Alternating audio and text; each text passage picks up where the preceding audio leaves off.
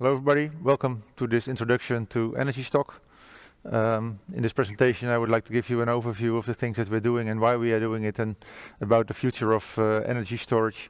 And also in this presentation you will get an overview on what we are doing with regard to the benchmarks. Energy stock is a gas storage facility in the Groningen province, the northern part of the Netherlands. The location that we are having is located on top of the Groningen gas field, but we are using a cavern storage for the services that we supply to our customers. Our installation and the assets that we are using are not only the above ground assets that you can normally see, being the compressor station, the drying facilities, the heating facilities, but of course the most important part of our assets in fact are the below ground facilities, the salt caverns that we are having and that we are using to store the gas. To be able to have these salt caverns, the location of energy stock is quite important. In fact, we are located on top of a large salt mountain, and that salt mountain allows us to create the caverns that we use for our energy storage. The fact that it is a salt cavern storage also has its influence on the purpose of our storage.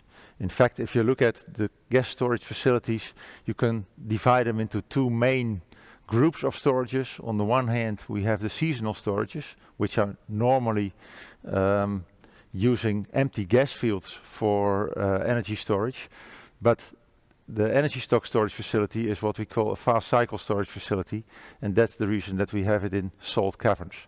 And the advantage of the salt caverns for our facility is that because it is a salt cavern facility, the space that we are using for gas storage is like an empty balloon. And the empty balloon allows us to change from send in to send out in a very short time. And that makes energy stock a unique storage facility.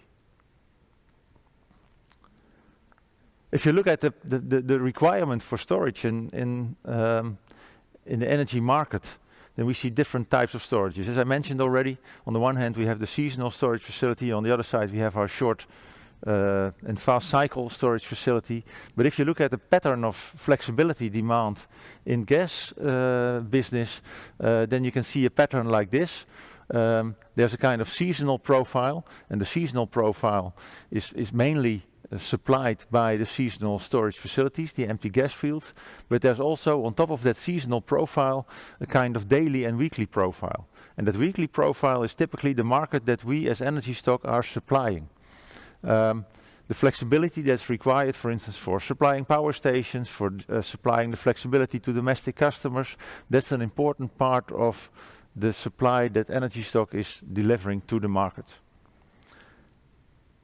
We are a gas storage facility, but with the changing energy market and with the changing of let's say the supply of energy to the market, the energy transition process that we are in, it's not only that we are required as a storage facility at this moment, but also in the future energy storage will play an important role in the energy system.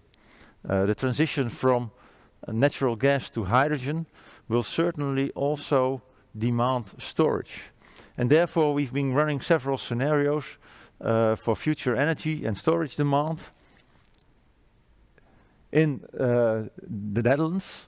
And although this slide is in Dutch, I think the main message is that if you run different scenarios, if you run international scenarios, if you run national scenarios, if you run high and low energy supply and demand scenarios, in all those energy scenarios there is a demand for storage. Although what we see is that the demand for storage with regard to natural gas is going down, and if we have scenarios with even a kind of zero natural gas or zero fossil, zero CO2 emissions in 2050, we see a decline in the demand for methane storage. But if you look at the demand and the requirements for hydrogen storage, that's increasing more or less in more than the same way as the decline in methane. But even in the methane scenarios, we still see that there is a scenario that goes to zero in 2050, but overall picture is that if there are chosen middle scenarios, the demand for storage, and certainly the demand for cavern storage facilities, will remain in place over the next 50 or even more years.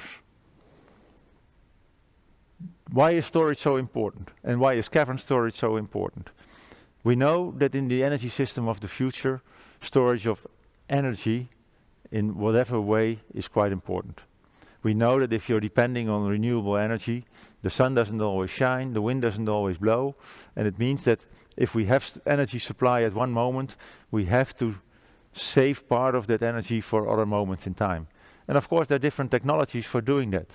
On the one hand, we have all kind of storage technologies that are able to store directly electricity. Batteries, larger batteries in cars, we have huge battery systems, but if you look at the amount of energy that can be stored in those kind of systems, it's only a relatively limited amount.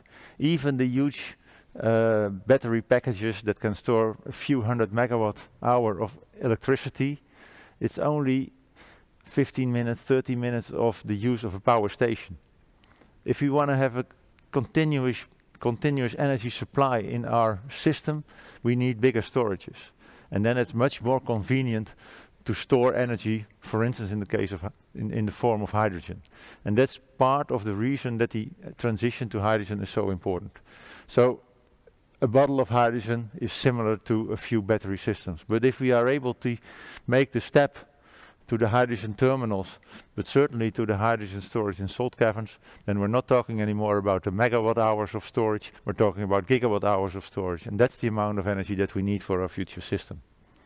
But if we look at the total picture, one cavern is not enough. We showed this picture already before. If you look at the seasonal storage requirement, we see a huge amount of storage capacity required, but also for cavern storage requirements, the short cycle requirements, we see that the amount of energy that we need to store, and here the scale is terawatt hours, it's huge. And it's not only because the fact that the market is requiring this storage, but it's also because on the supply side, as I mentioned before, there's also a huge demand for storage. If you look at the current picture and the current use of our customers, then we see the typical pattern that you see always for, let's say, the fast cycle storage facilities. The energy stock storage facility is able to switch from injection to send out within 15 minutes. And of course that's not required every day, but if you look at the storage pattern that we have, it's a pattern that changes with injection and send out within days several times. This is a typical pattern for about 1 week of storage, and we see that every day we switch in injection and send in depending on what our customers demand. And that typical pattern of the fast changes is also something that's required in the hydrogen future, because hydrogen requires the same kind of flexibility. The reason might be different. If we're talking about the flexibility requirement for natural gas, it's because the market asks it. There is in the natural gas energy system, there's quite constant supply of natural gas, and our caverns supply the flexibility that the market demands. In the hydrogen system, that's different. In the hydrogen system, if we're talking about hydrogen produced from renewable energy, on the supply side there's flexibility. And the market requires a kind of stable profile. And our caverns can be used in the future to convert that flexible profile from the supply side into that stable profile that's required for the market. And that's the reason that within the energy stock facility we're currently working on a new project, and that new project is the hydrogen storage facility.